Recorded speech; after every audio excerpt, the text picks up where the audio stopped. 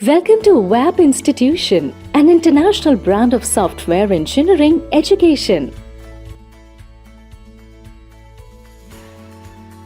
Hello students, Vue.js का chapter 13 है।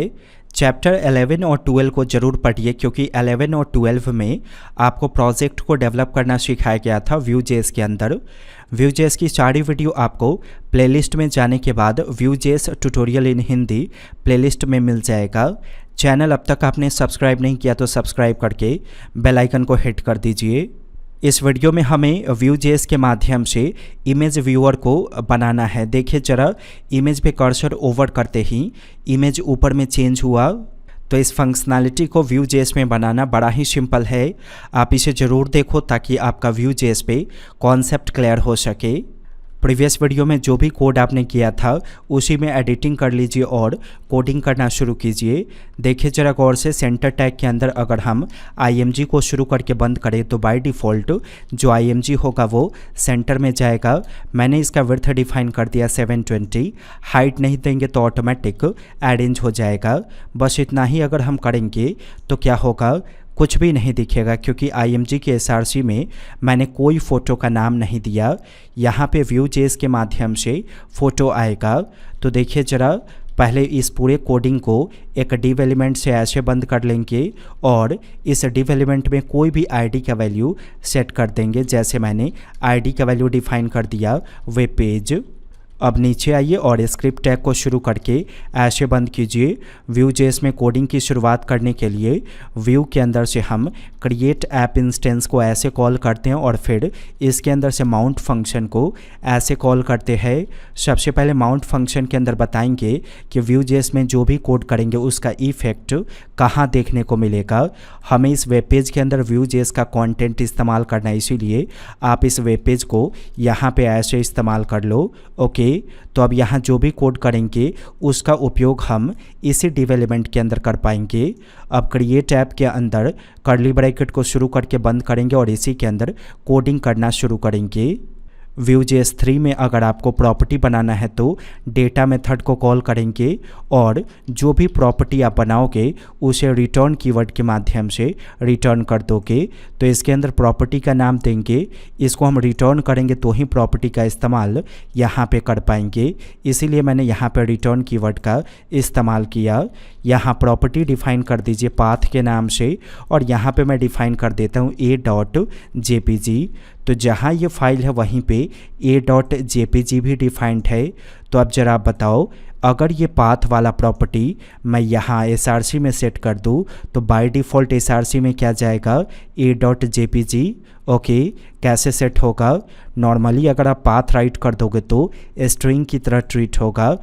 हमें व्यू के शब्दों में बताना होगा कि यहाँ जो हमने src का वैल्यू डिफाइन किया वो Vue.js का प्रॉपर्टी है। तो ऐसा करने के लिए src एट्रीब्यूट से ठीक पहले कॉलन का सिंबल देंगे। तो ऐसा करने से इसे प्रॉपर्टी माना जाएगा और इस प्रॉपर्टी में जो भी होगा, जैसे a.jpg है तो बाय डिफ़ॉल्ट a.jpg यहाँ आ जाएगा। अगर आप अभी रन करके इसे देखो तो रिज़ल्ट आपको ऐसे दिखेगा। ओके, अब छोटे छोटे कुछ फ़ोटो को सेट कर दीजिए इसके ठीक नीचे। देखिए ज़रा, मैंने ब्रेक टैग को शुरू करके ऐसे बंद किया। img टैग में मैं डिफ़ाइन कर देता हूँ a.jpg और इसका विड्थ डिफ़ाइन कर देता हूँ 180।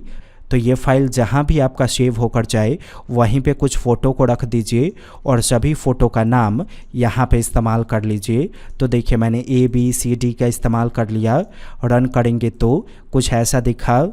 अब डिफ़ाइन करना है कि जिस फ़ोटो पे हम कर्सर ओवर करें वही फ़ोटो यहाँ पे दिख जाए।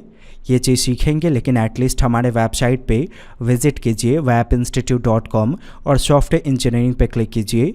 अगर आप सॉफ्टवेयर डेवलपमेंट के फील्ड में जाना चाहते हो तो छोटा से लेके बड़ा डेवलपर बनने तक की जितनी जानकारी चाहिए वो सारा चीज़ इसके अंदर अवेलेबल है। और सबसे इम्पॉर्टेंट चीज़, अगर आप स्टूडेंट हो तो ईजिली आप मंथली फ़ी इंस्टॉलमेंट में इस कोर्स को कर पाओगे। बेहतर जानकारी के लिए आप इस पर विज़िट कीजिए या हमारे सेल्स टीम को कॉल कीजिए, वो आपको सारी इन्फॉर्मेशन दे देंगे। अब चलिए, कर्सर ओवर करने पे यहाँ फ़ोटो कैसे चेंज होगा उसकी कोडिंग करेंगे। तो यहाँ देखिए ज़रा, v- ऑन डायरेक्टिव का इस्तेमाल करो, माउस ओवर इस इवेंट का इस्तेमाल करेंगे। इसका मतलब ये हो गया कि जब IMG पे कर्सर ओवर करेंगे तो क्या होना चाहिए। तो जैसे ही इस IMG पे कर्सर ओवर करेंगे व्यू का एक फंक्शन कॉल होगा। वो फंक्शन अभी हमने नहीं बनाया है लेकिन अभी तुरंत बनाएंगे। देखिए गौर से, मैंने यहाँ पे कंट्रोल नाम के फंक्शन को कॉल किया। सेम फंक्शन आप यहाँ भी कॉल करो, यहाँ भी कॉल करो और यहाँ भी कॉल करो। तो इनमें से किसी भी फ़ोटो पे कर्सर ओवर करेंगे तो कंट्रोल नाम का व्यू फंक्शन कॉल किया जाएगा। अब चलिए इस फंक्शन को बनाएंगे। तो देखिए ज़रा, व्यू के अंदर डेटा मेथड को कॉमा से सेपरेट करेंगे और व्यू के अंदर मेथड्स को बनाने के लिए आप मेथड्स प्रॉपर्टी का ऐसे इस्तेमाल करो और इस कर्ली ब्रैकेट के अंदर आप अपने फंक्शन का नाम डिफाइन करो। हमें कंट्रोल के नाम से फंक्शन बनाना है, सो मैंने इस तरह से कंट्रोल के फंक्शन का बॉडी डिक्लेयर किया। अब इसके अंदर जो कोड आप राइट करना चाहते हो करो। मैंने यहाँ पे डिफाइन कर दिया अलर्ट। क्या होगा, जैसे ही आप किसी इमेज पे कर्सर ओवर करोगे ऑटोमेटिक कंट्रोल फंक्शन कॉल होगा और जैसे ही कंट्रोल फंक्शन कॉल होगा यह अलर्ट वाला रिजल्ट आपको दिखेगा। पेज रिलोड कीजिए यहाँ पे आकर, ज़रा देखिए मैंने कर्सर ओवर किया, अलर्ट आया। इस पे कर्सर ओवर करूँगा तो अलर्ट आएगा, यहाँ भी अलर्ट आएगा। अब हमें डिफाइन करना है कि जिस पे कर्सर ओवर करे, जैसे पहला फ़ोटो पे कर्सर ओवर करेंगे तो मुझे पहले फ़ोटो का नाम चाहिए, दूसरे फ़ोटो पे कर्सर ओवर करे तो दूसरे फ़ोटो का नाम चाहिए। ये कैसे होगा सो देखिए। फंक्शन कॉल करते वक्त आप कोई डेटा भेज सकते हो, तो डेटा भेजने के लिए पैरेंथेसिस का चित्र देंगे और माउस ओवर के अंदर जो आपने फंक्शन कॉल किया वहीं पे गौर से देखिए यहाँ सिंगल कोट का इस्तेमाल करेंगे और ये जो फ़ोटो है इसका नाम क्या है, a.jpg, तो आप यहाँ पे डिफ़ाइन कर दो a.jpg। अब अगले फ़ोटो के लिए डिफ़ाइन कीजिए कौन सा फ़ोटो है। यहाँ देखिए गौर से IMG के SRC में b.jpg, तो यहाँ डिफ़ाइन करेंगे b.jpg। फिर यहाँ पे डिफ़ाइन कर देंगे c.jpg और यहाँ पे डिफ़ाइन कर देंगे d.jpg। तो क्या होगा, जिस इमेज पे आप कर्सर ओवर करोगे उसी इमेज का नाम कंट्रोल फंक्शन के अंदर जाएगा। तो यहाँ से आपने नाम भेजा, इस नाम को आपको कंट्रोल फंक्शन के अंदर रिसीव करना होगा। तो गौर से देखिए ये रहा कंट्रोल फंक्शन, रिसीव करने का काम यहाँ पे करेंगे। जैसे मैंने इमेज के नाम से पैरामीटर सेट किया। अब अगर आप यहाँ पे अलर्ट के अंदर इमेज को पास करोगे तो क्या होगा, जो फ़ोटो का नाम इसमें रिसीव होगा वही फ़ोटो अलर्ट की वजह से आपको दिख जाएगा। देखिए ज़रा, मैंने कर्सर ओवर किया, दिखा a.jpg, b.jpg पे कर्सर ओवर करूँगा तो देखिए क्या दिखा, b.jpg। अब यही इमेज को हम इसमें अपडेट करेंगे पाथ में। तो यहाँ पे पाथ को एक्सेस कीजिए दिस डॉट पाथ के माध्यम से और इसमें अपडेट कर दीजिए जो इमेज आपका आएगा उसे। तो क्या होगा, जिस फ़ोटो पे आप कर्सर ओवर करोगे उस फ़ोटो का नाम हमने इस फंक्शन के अंदर भेजा, ओके, वही नाम आपका यहाँ आएगा और पाथ वाले प्रॉपर्टी में सेट हो जाएगा।